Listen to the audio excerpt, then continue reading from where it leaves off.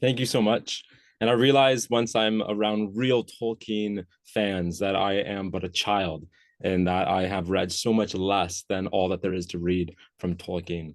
But it is such a joy to get to be with you on this subject today. In the Fellowship of the Ring, the company of nine companions battle a fierce snowstorm on the slopes of Caradhras. Exhausted, fearful, and with biting cold threatening their survival, they face a grim decision. Boromir, seeing the hopelessness of their situation, suggests the choice seems near now between fire and death, Gandalf. The group is weary, their hope is fading, they're afraid of being found.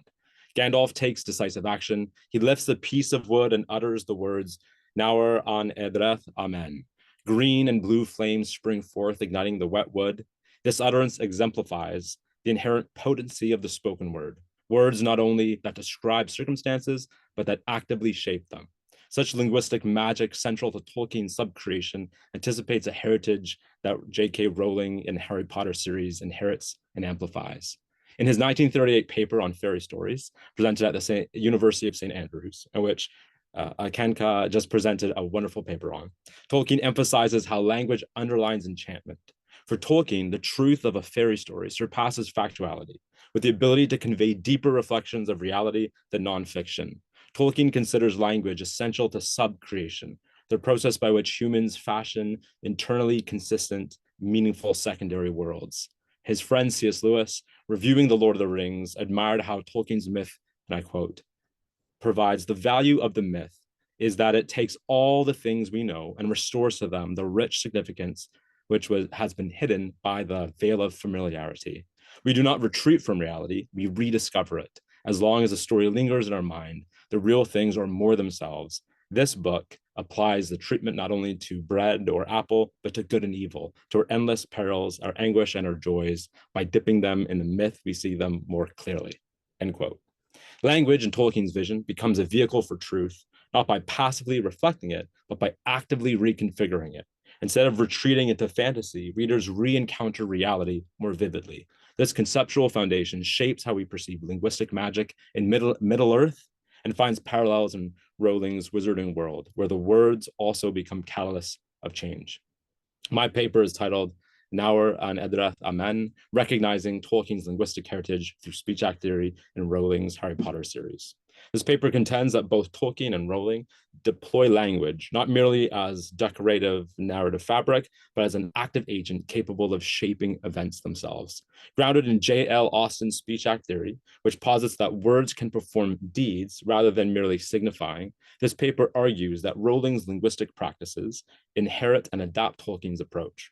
Both authors present speech as carrying what Austin calls perlocutionary force, words that do something in the world, binding speakers and hearers, transforming perceptions and outcomes. In this sense, their work illustrates how language transcends description and acting as a creative energy that bridges the mundane and the miraculous. So first, this paper explores the transformative nature of language, employing Austin's speech act theory as a heuristic to comprehend the performative dimensions of speech within both Middle-earth and the Wizarding World.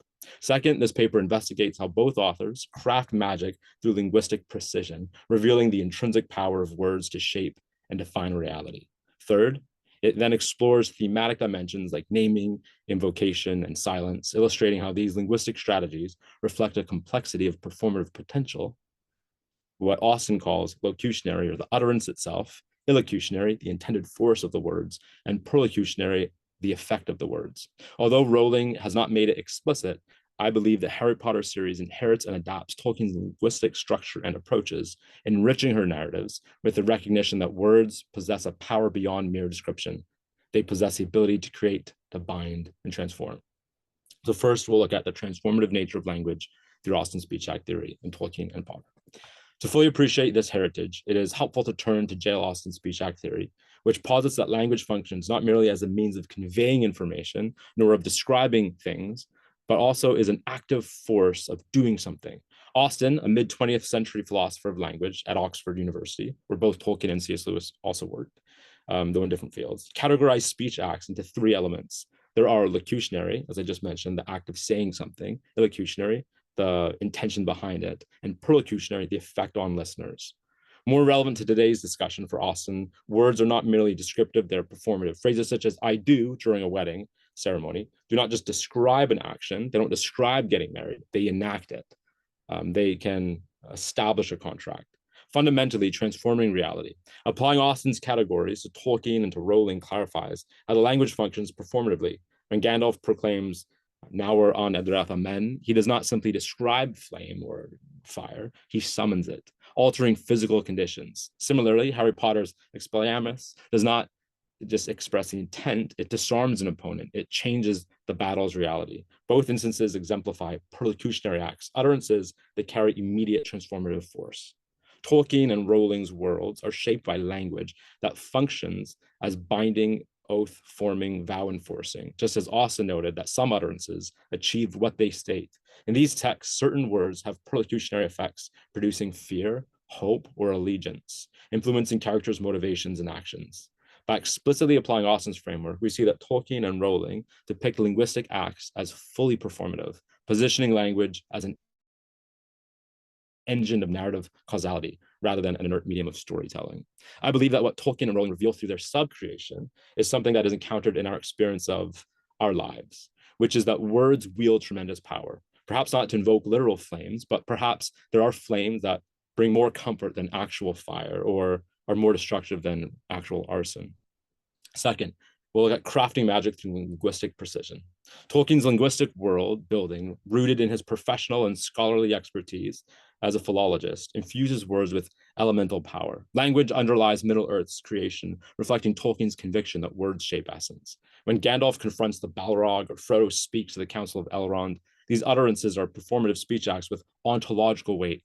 Such moments demonstrate illocutionary force in a mythopoeic tradition where words harmonize with cosmic structures. Austen's insights clarify this dynamic. Tolkien's characters do not merely talk about the world, they reconfigure its contours. In Rowling's case, spells require precise articulation.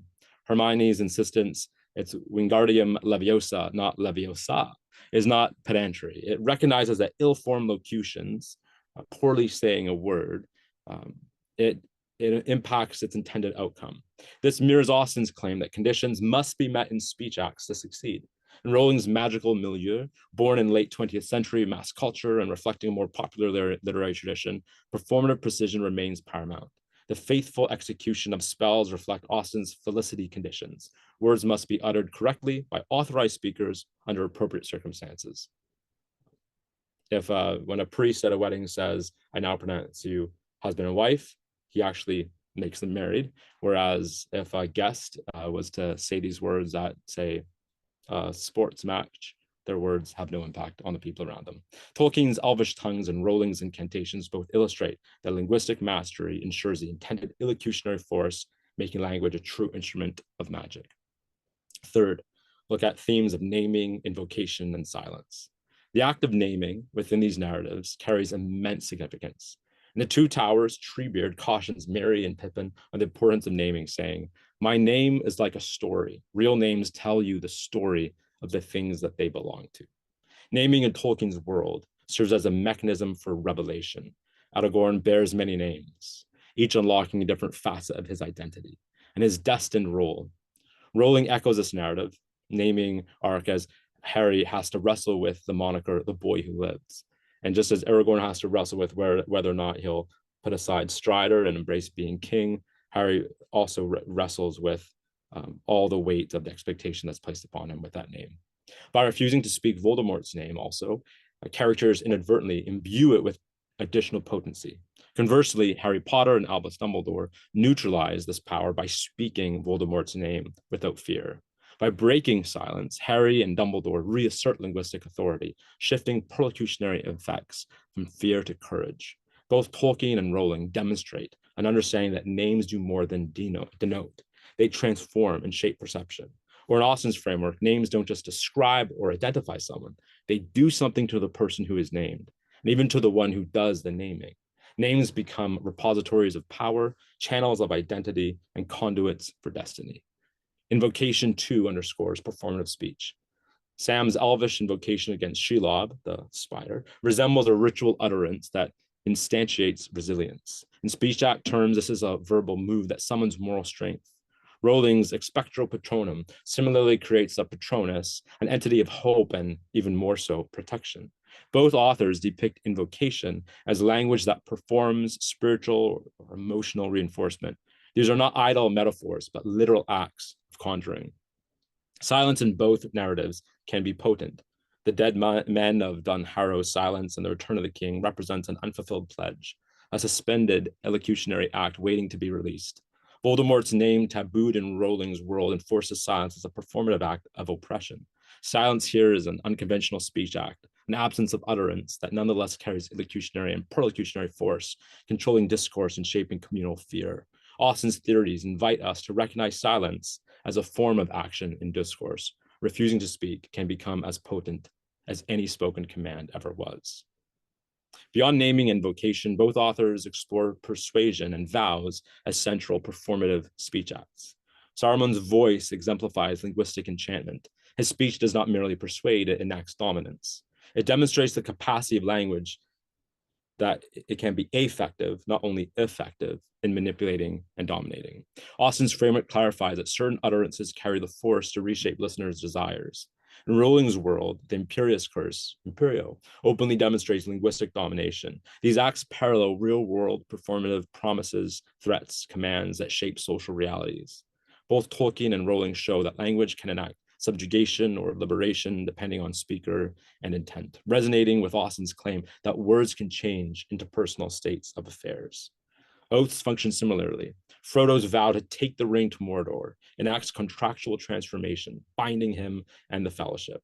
Rowling's unbreakable vow, likewise, enacts a binding force that cannot be undone. These literary oaths exemplify what Austen calls commissives, speech acts committing the speaker to a course of action. Both authors thus highlight language's responsibility, or the responsibility of the speaker. Utterances do not vanish into air. They inscribe moral obligation and narrative trajectories, endowing speech with ethical significance. While both authors' works share similar features on language, I don't want to overstate the similarities, which I think would understate the depth of what Tolkien has done. While Rowling coins terms like Horcrux and Dementor, Tolkien devises entire languages, embodying a philological ambition that transcends mere whimsical incantation. To put it simply, Rowling invented words, Tolkien invented entire languages.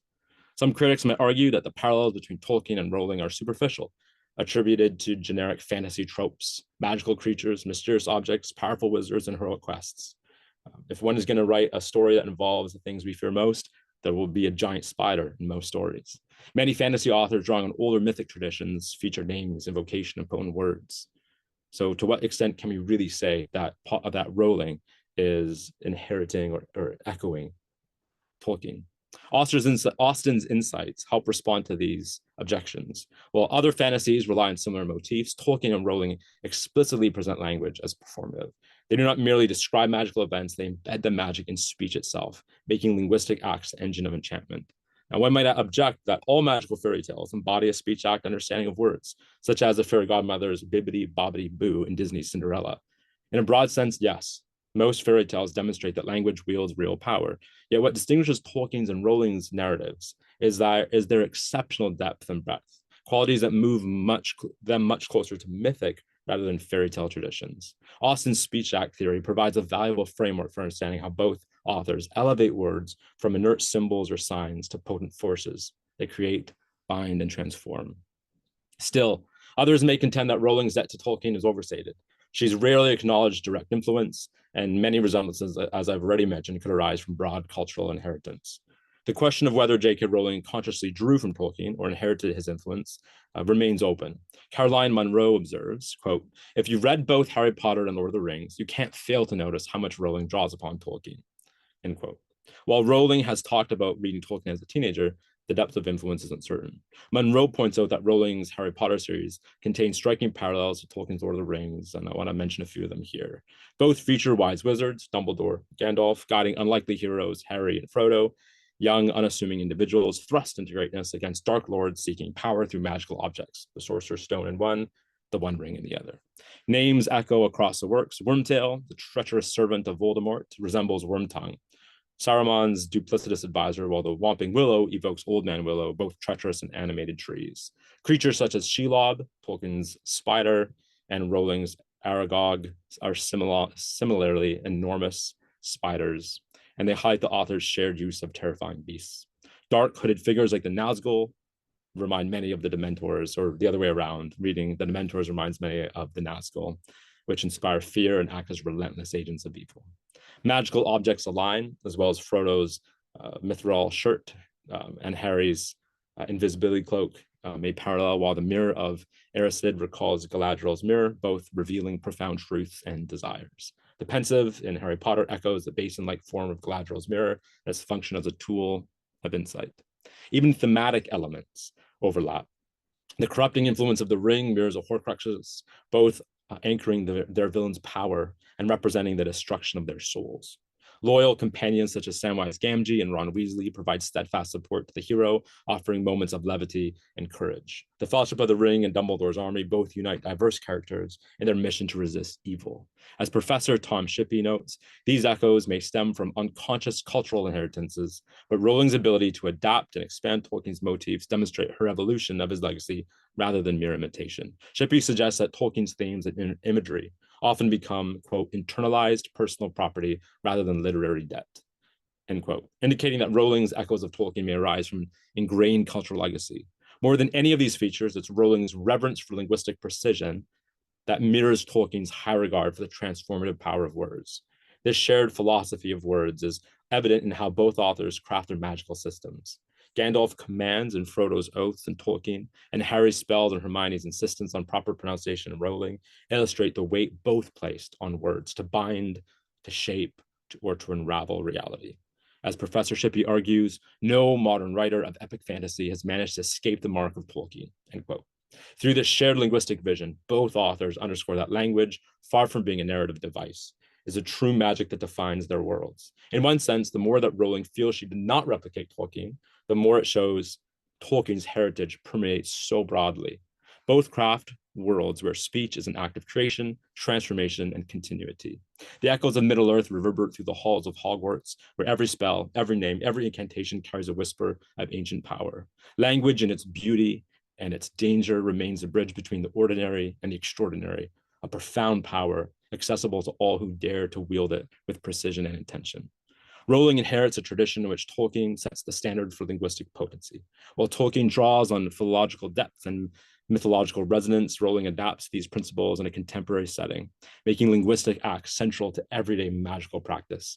Austen's speech act framework allows us to see beyond the superficial parallels, clarifying that both authors anchor their magic in performative utterances that transcend mere storytelling. Their words achieve deeds, forging new realities with narrative worlds. Such creative linguistic acts teach us what we say matters deeply. Such creative linguistic acts teach us that what we say matters deeply, not just in fantasy, but in our own lives. I think C.S. Lewis does an excellent job noting how these books work of magic, not only within the stories, but upon the readers themselves, when he concludes his review of The Two Towers by saying, "We know at once that it has done things to us. We are not quite the same men," end quote. Thank you.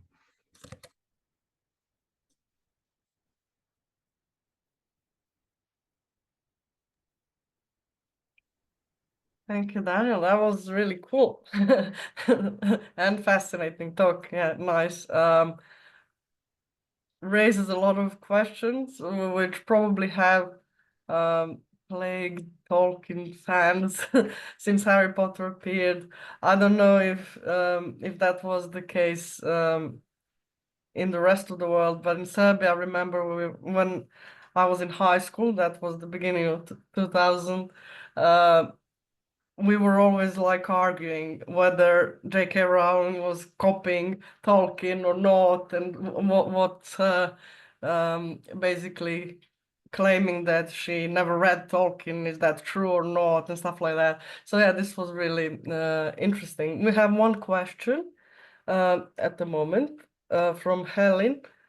What is your view on the background knowledge that is needed by the audience, the reader, to interpret the gravity and depth of language used by these authors, who both often use speech that is imbued with historical importance and etymology that might not be widely known by modern readers? In what capacity is the reader an active participant in this process of creating the power of the text, in your opinion? That's an excellent question. I was just texting my wife as I was getting ready to speak, saying, I don't know why I thought this was a good idea to get on to present a paper, because I realized I always think I'm such a fan of Lord of the Rings until I'm around real fans. And then I realized that I've read Lord of the Rings, I've read The Hobbit and some of Tolkien's short stories, but I haven't read the histories. I haven't read Silmarillion and That similarly. doesn't make you a But that's less of okay. a I don't fan. know. I don't actually know all the richness of the histories behind the languages in Lord of the Rings. But in this respect, and I don't want to sound blasphemous, but there's something in reading Lord of the Rings that I think is probably intentional to when one reads the Bible, in that part of the genius of the writing of the Bible and the writing of Lord of the Rings is that someone who is totally unfamiliar with the depth and breadth of the books, who doesn't know the original languages, etc., is able to immediately enjoy the books and probably understand the meaning of it. At the same time, one can dedicate their life to in-depth, careful study of every page and find such meaning. And the more one studies, the books won't become more boring, they become more interesting. That's certainly been my case in reading the Bible, and that seems to be true when one gets more and more into Lord of the Rings. The more one learns about the histories of the made up histories of Lord of the Rings, the more one sees the all like everything in greater intrigue and value. And so that's all to say. To what extent does one need to know that stuff? I think we're invited to get to study it and find more and more and more. But even one such as I, who knows so little, can still thoroughly enjoy them. Um, okay, I don't know if we have another. I want to check. We have lots of comments, no questions, but lots of comments in the chat. So I guess it will be interesting for you to go through and look at messages later on. Yeah, it is generally, in my opinion, at least, I agree with you. It's very difficult to say how readers can, and what Umberto Eco basically said, it's always the question of readers' ability to get into different layers of the text, and some readers will be more able to do that, some won't, but that doesn't necessarily mean they won't enjoy the story. Nonetheless. So, okay, thank you very much. If we don't have It other looks like questions, Tolkien has their hand raised. who has the hand raised? Hello, it's me. Could I use this opportunity to pose my own question, please, Oh, Mina? yes. Hi, Will. Hello.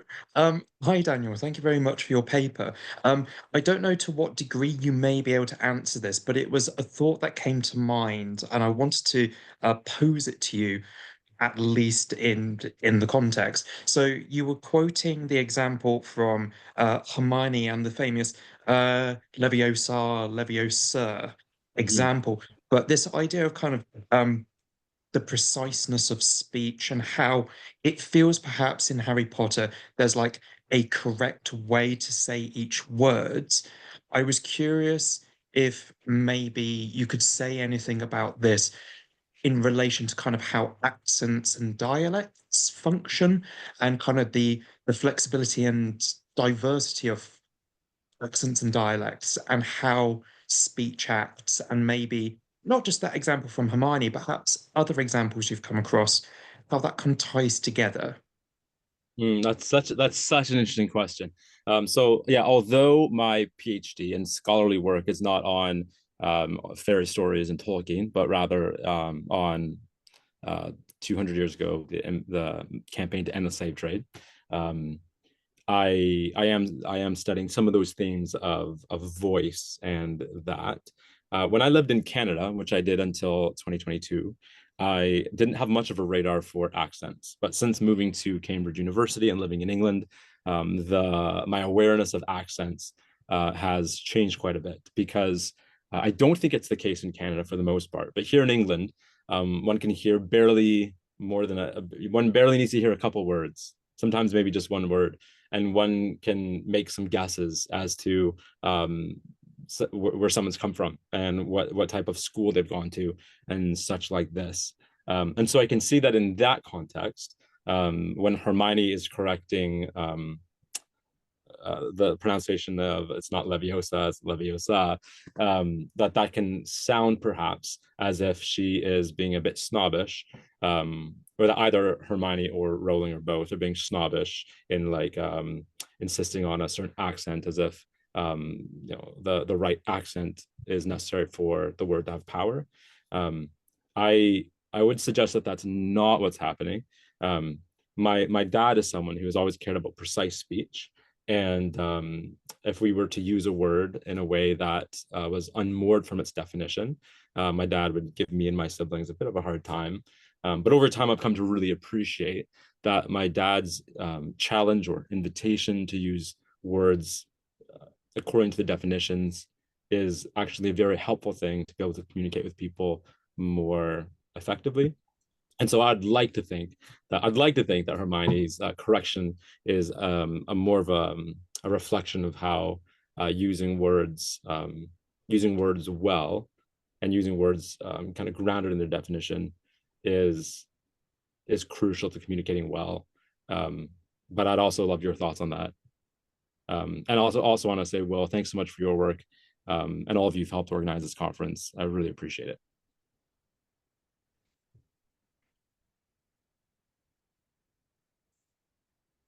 I don't know if he's going to respond, or that's it. Hello again.